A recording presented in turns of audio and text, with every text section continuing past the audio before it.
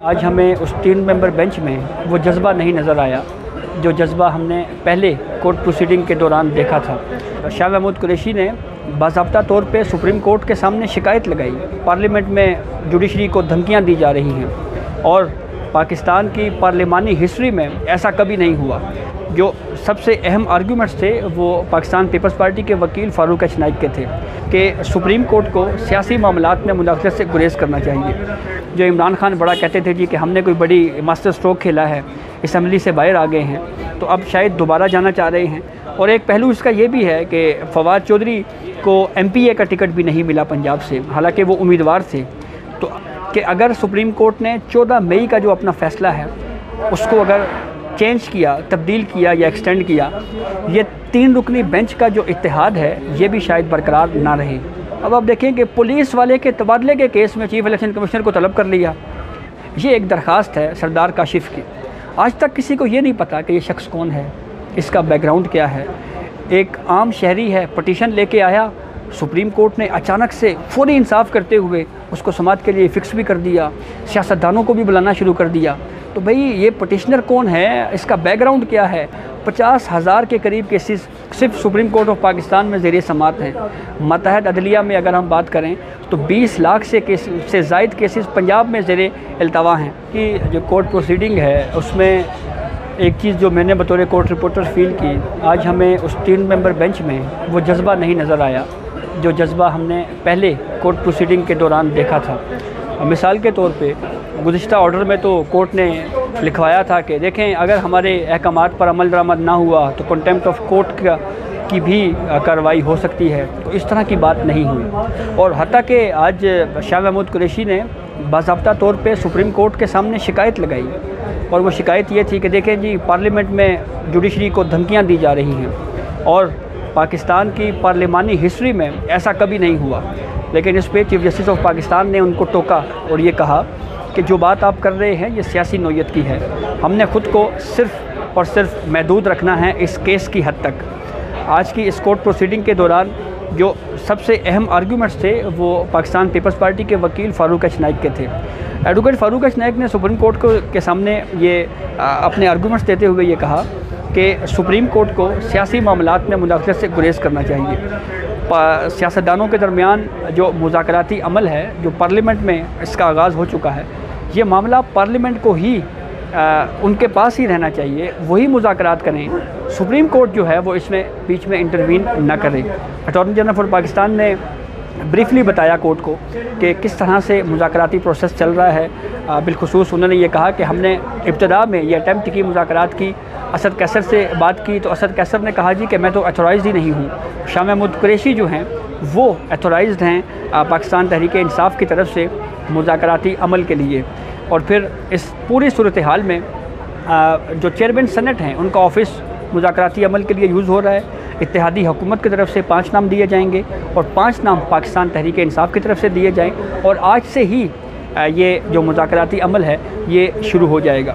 दूसरी अहम चीज़ जो मैंने फ़ील की इस कोर्ट प्रोसीडिंग के दौरान कि शायद पाकिस्तान तहरीक इंसाफ के अंदर भी डिवीज़न पाई जाती है मुज़ाकराती अमल में, और वो फवाद चौधरी की सूरत में हमने देखने को मिली।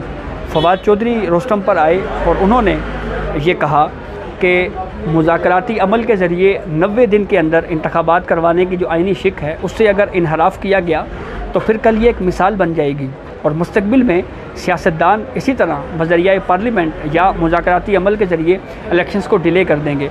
तो इलेक्शंस को अगर डिले करना है तो इसका एक ही हल है, 2/3 मेजॉरिटी यानी 2/3 अक्सरियत।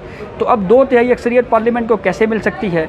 शायद फवाद चौधरी साहब ये चाह रहे हैं कि पाकिस्तान तहरीक इंसाफ को दोबारा पार्लियामेंट में जगह दी जाए। जो एक सियासी फ़ैसले के ज़रिए जो इमरान खान बड़ा कहते थे जी कि हमने कोई बड़ी मास्टर स्ट्रोक खेला है, असम्बली से बाहर आ गए हैं, तो अब शायद दोबारा जाना चाह रहे हैं। और एक पहलू इसका ये भी है कि फवाद चौधरी को MPA का टिकट भी नहीं मिला पंजाब से, हालांकि वो उम्मीदवार थे। तो अब इस पूरी सूरत हाल में सुप्रीम कोर्ट की तरफ से ऑर्डर क्या जारी किया जाता है ये काफ़ी बामायनी है।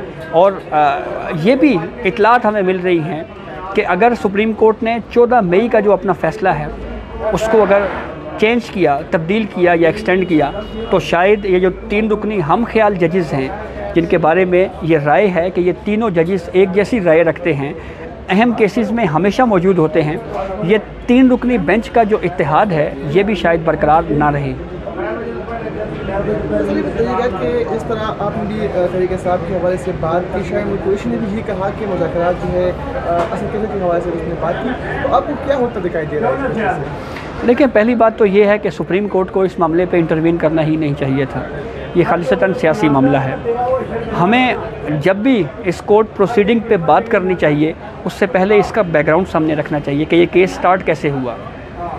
साबिक CCPO लाहौर थे गुलाम महमूद डोगर, उनका तबादला कर दिया गया, वो सुप्रीम कोर्ट में आ गए और उन्होंने ये कहा कि जी देखें जी मेरा तबादला किया जा रहा है। अब उनका तबादला क्यों किया गया? ज़ाहिर बात है उस वक्त पंजाब में ये जो चौधरी परवेज़ इलाही हैं या चौधरी बरादरान हैं, उनसे गुलाम महमूद डोगर बड़े करीब थे, तो ये इम्प्रेशन था इलेक्शन कमीशन का कि इलेक्शन जो हैं वो फेयर नहीं हो सकते और ये बीइंग CCPO लाहौर जो पोलिंग प्रोसेस है उसमें मुदाखलत कर सकते हैं, असरअंदाज हो सकते हैं, इसलिए ऐसे शख्स को तब्दील होना चाहिए। सुप्रीम कोर्ट में आए जस्टिस इजाज़ुल एहसन और जस्टिस मुजाहिद अली अकबर नकवी पर मुश्तमिल 2 रुकनी बेंच था और उस 2 रुकनी बेंच ने CCPO लाहौर के तबादले के केस को देखना था कि क्या ये तबादला दुरुस्त हुआ नहीं हुआ। लेकिन आउट ऑफ वे जाके सुप्रीम कोर्ट के 2 जजों ने ये ऑब्जर्वेशन देना शुरू कर दी, इलेक्शन क्यों डिले हो रहा है जी, और हम चीफ इलेक्शन कमिश्नर को बुलाते हैं। अब आप देखें कि पुलिस वाले के तबादले के केस में चीफ इलेक्शन कमिश्नर को तलब कर लिया, वो पेश हुए और उन्होंने आगे ये वजूहात बताई कि सिक्योरिटी का इशू है, फंड्स की कमी है। इसके ऊपर बड़ी डिबेट हुई कि सुप्रीम कोर्ट के सामने केस कुछ था लेकिन सुप्रीम कोर्ट निकल कहीं और गई है। फिर उसके बाद जब इन 2 जजेस को खुद एहसास हुआ कि हमने आउट ऑफ वे जाके कोर्ट प्रोसीडिंग को चलाया है, तो उस प्रोसीडिंग से खुद को विड्रॉ किया और अपने उस ऑर्डर में चीफ जस्टिस ऑफ पाकिस्तान को सिफारिश कर दी कि चीफ जस्टिस ऑफ पाकिस्तान इस मामले पे 100 मोटो लें।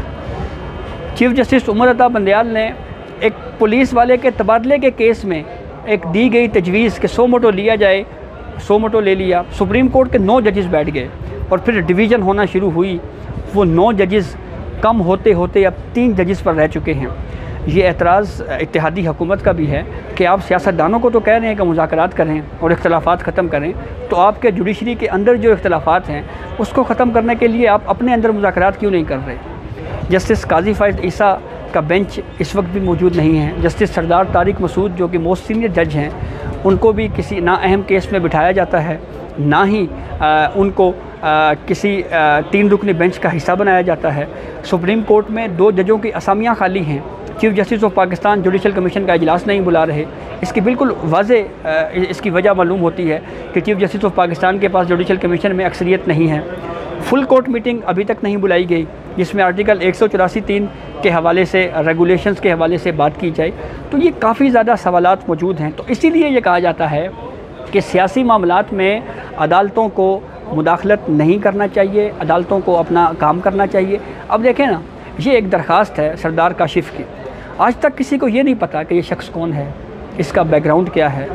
एक आम शहरी है, पटिशन लेके आया, सुप्रीम कोर्ट ने अचानक से फौरी इंसाफ करते हुए उसको समाअत के लिए फ़िक्स भी कर दिया, सियासतदानों को भी बुलाना शुरू कर दिया। तो भाई ये पटिशनर कौन है, इसका बैकग्राउंड क्या है? 50,000 के करीब केसेस सिर्फ सुप्रीम कोर्ट ऑफ पाकिस्तान में ज़ेरे समाअत हैं। मतहद अदलिया में अगर हम बात करें तो 20 लाख से ज़ायद केसेस पंजाब में ज़ेरे इल्तवा हैं। यहाँ पे तो हमने ऐसी मिसालें भी देखी हैं सुप्रीम कोर्ट में कि एक शख्स को, एक साइल को इंसाफ मिला, वो बेचारा खुशी के मारे उसको दिल का अटैक हुआ और मर गया। यहाँ पे सुप्रीम कोर्ट ने एक कत्ल के इल्ज़ाम में एक नामजद मुलजिम को 25 साल बाद बरी किया और कहा जी कि शक का फ़ैजा दे के आपको बरी कर रहे हैं। जब उसकी ज़मानत के रोबकार जारी हुए, अडयाला जेल पहुँचे, तो अडयाला जेल वालों ने सुप्रीम कोर्ट को बताया कि जिस शख्स को आपने 25 साल बाद बाइज़्ज़त बरी किया है वो तो इतने साल पहले तिबई मौत मर चुका है।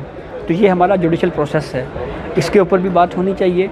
सुप्रीम कोर्ट को इसको भी फोकस करना चाहिए कि फौरी और सस्ते इंसाफ की फरहमी का जो प्रोसेस है उसको किस तरह से उसको इम्प्लीमेंट किया जा सकता है, आम आदमी को किस तरह से इंसाफ दिया जा सकता है, और इस तरह की पटिशन्स को फौरी तौर के ऊपर समाअत के लिए मुकर्रर कर देना, इसके ऊपर बहरहाल सवालात फिर उठते रहेंगे। Thank you.